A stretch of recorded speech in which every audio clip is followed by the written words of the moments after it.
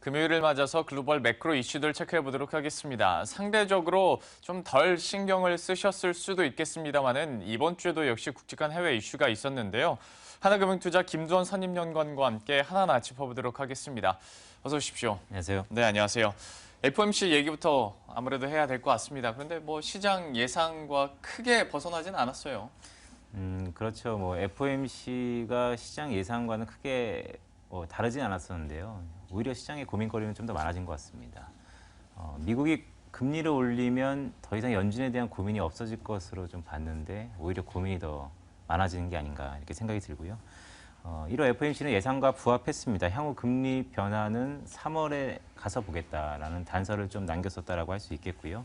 그 과정에서 다양한 불안 요인들이 부각될 것이기 때문에 시장의 고민은 좀 더 깊어지는 게 아닌가 이렇게 좀 보고 있습니다. 크게 한 두 가지 부분에 눈길이 가는데요. 먼저는 1월 달 기준금리를 동결했다는 거죠. 물론 연속해서 인상할 수 있는 그런 분위기가 아니었지만 그래도 동결을 했다는 거에 대해서 좀 의미를 둔다라고 할 수 있겠고요. 대내외 요인이 두루 작용하고 있습니다. 일단 미국 경기 자체적으로 연준이 좀 불안감을 내포했다는 점이 하나 있을 수 있겠고요. 두 번째로는 역시 중국발 리스크 또한 저유가 기조, 즉 신흥국 전반적인 불안감에 연준이 더 무게를 뒀다라고 할 수 있겠습니다. 두 번째로는 성명서의 변화인데요.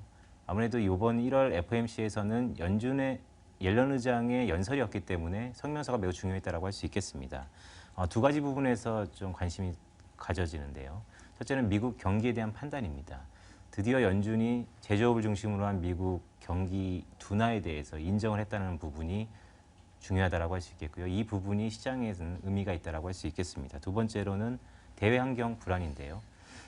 인플레에 대해서는 약간 시각이 다른 모습을 보이고 있으나 그래도 대외적 불안에 대해서 어느 정도 암묵적인 동의를 했다는 점, 즉 이 모든 것들이 불안감이 좀 더 이전과는 다르게 연준이 염두에 두기 시작했다는 점에서 의미가 있다고 할 수 있겠습니다.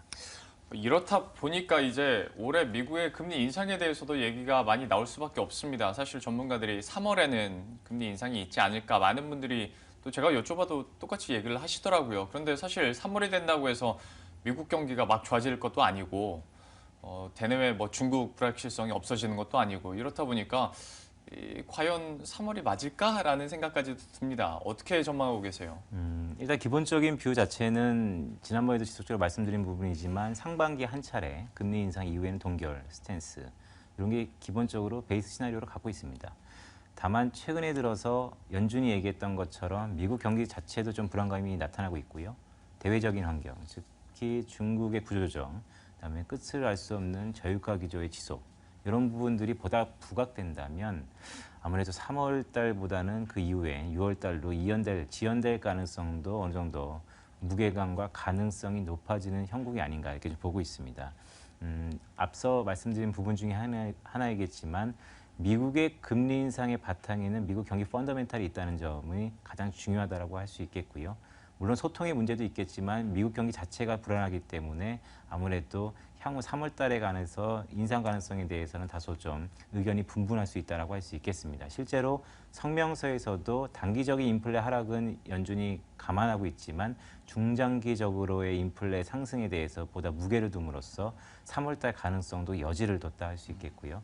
즉 종합적으로 보면 아직까지 저 역시도 3월 달 한 차례 25bp 금리 인상 가능성을 높게 보고 있고요.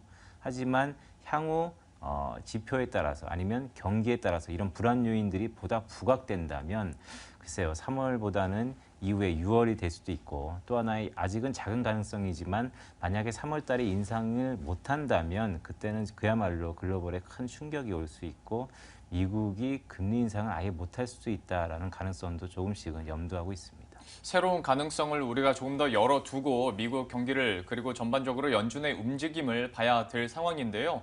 사실 계속해서 의문점이 계속 드는 건 사실입니다. 미 연준 측에서도 역시 말씀을 해주신 것처럼 미국의 경기에 대한 불안감을 이번에 FOMC 회의에서 내포를 하는 모습이었고 어쨌거나 금리 인상하는 게 물론 다른 대외적인 이슈들도 연준에서 많이 고민하겠지만 가장 큰 게 미국 경기 아니겠습니까? 미국 경기는 좀 그러면 올해 어떤 방향성이랄지 어떤 전망이 된다고 볼 수 있을까요? 일단 연준 설명서에서 나타난 것처럼 대외적인 부분, 즉 순수치라든지 재고 부분에서의 약간 불안감이 내포되고 있고요. 즉 생산이 안 되고 있습니다. 제조업단에서의 강달러에 대한 부담이 나타나고 있고 이러한 여타 가지 의문점들이 오늘 밤 우리 한국 시간으로 밤 10시 반에 발표되는 미국의 4Q GDP로 어느 정도 저희가 가늠할 수 있다라고 생각을 하고 있고요. 이번 4Q GDP에서 주시해야 될 부분은 재고 투자입니다. 전 세계적으로 재고가 과잉 재고의 부담에 노출되고 있고요. 재고는 두 가지 속성이 있죠. 성장률을 끌어올리는 대신에 생산의 둔화를 야기할 수 있는 소지입니다. 이번 4Q GDP, 즉 미국이 지난 연말에 과연 재고가 어느 정도의 증감이 있었는지에 따라서 연초 또한 올 한 해 미국 경기를 저희가 가늠해 볼 수 있다고 할 수 있겠고요. 실제로 여러 가지 데이터들, 즉 제조 PMI라든지 아니면 미국의 경기를 향방을 가늠할 수 있는 선행지수가 이미 하락과 급락을 보이고 있기 때문에 미국 경기는 어느 정도 정점을 지나고 있는 게 아닌가 이렇게 좀 판단을 하고 있습니다. 미국 경기까지 좀 재차 제가 여쭤보면서 한번 자세히 알아봤고요. 또 한 가지가 사실 이벤트 뭐 미국에서만 있는 건 아니었고 지금까지 항상 나오셨을 때마다 BOJ 얘기를 좀 우리가 더 눈여겨봐야 된다. 너무 우리가 중요하게 생각 안 할 때도 있다라고 언급을 해주셨잖아요. 통화정책회의가 역시 일고 있습니다. 과연 BOJ 측은 좀 어떻게 보고 계세요? BOJ가 좀 고민이 많아졌고요. 우리 시각으로 한두 시간 뒤에는 아마 발표가 될 겁니다. 일단 시장의 기대는 1월 달은 잠깐 시기적으로 좀 아쉽지만 기존의 양적 완화 규모 연간 80조 엔을 고수하지 않을까 이렇게 좀 컨센서스가 모아지고 있고요. 하지만 항상 그로다의 변수가 있기 때문에 약간의 긴장, 텐션은 놓칠 필요는 없다 이렇게 좀 판단을 하고 있고요. 지난주에 ECB 드라기 총재가 한마디 했었죠. 보다 무조건 준비가 돼 있다. 뭐 그런 쪽으로 요약이 가능한데 이게 BOJ로 하여금 약간 고민거리가 있을 수 있었습니다. 하지만 어제 FRB의 동결 또한 대외적인 불확실성의 의미를 둠으로써 미달러와 강세가 다소 좀 경감될 소지가 있다라는 측면에 BOJ가 한숨 돌릴 수 있는 상황이 연출됐다라고 할 수 있겠고요. 이러한 측면을 감안해 봤을 때 물론 한두 시간 뒤에 발표가 되겠지만 1월 달에는 기존 양적 완화를 고수하면서 샤우를 도모할 거다. 다만 그 구로다 총재의 스탠스라든지 성명서의 문구 자체는 ECB와 똑같이 보다 시장적인 친화적인 이런 양적 완화를 보다 할 것이다. 포트폴리오 조정이 있을 것이다라는 쪽에 좀 더 무게가 될 가능성이 높다라고 할 수 있겠습니다. 잠시 후에 공개될 BOJ 통화정책회의의 결과도 우리가 한번 예의주시해야 될 것 같고요.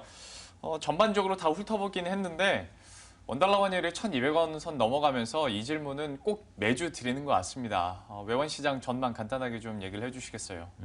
일단은 원달러 환율, 즉 달러 환율이 1,200원 선이 저항선이 아닌 지지선이 된 건 맞다고 할 수 있겠고요.